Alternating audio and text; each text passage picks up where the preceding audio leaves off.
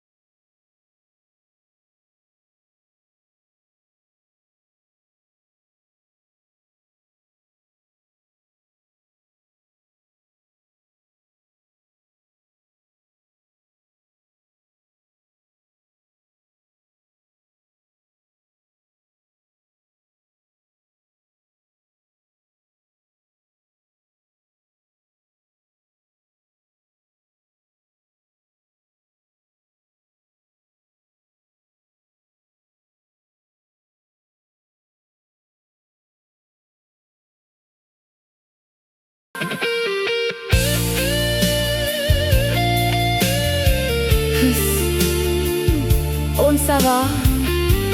បងមានសិទ្ធិអីមកចោទអូនថាជាមនុស្សសាវ៉ាមនុស្សដែលជឿទៅកុហកក្រឡាស់សំដីដូចជាបងគ្មានសិទ្ធិពីមកទៀមទៀតទេស្រឡាញ់ស្មោះត្រង់ពីអូនទេជប់សំដែងទៅទៀតទៅ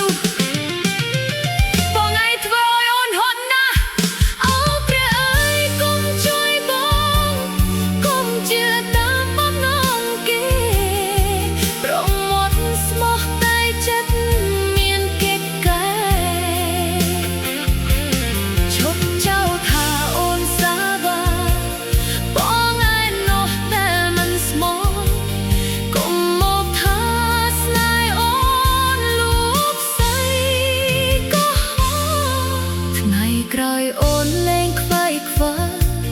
លែងជឿរកុំនិតរឿងអតីតលែងធ្វើឲ្យឈឺចាប់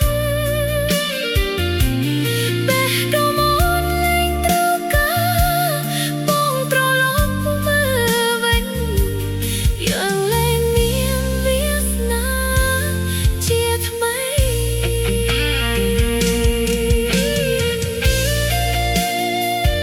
ត្រឹមនឹងចោះកុំព្យាយាមត្រឡប់មកវិញហើយក៏កុំមករវល់នឹងជីវិតអូនទៀតភ្លើអ្នកណា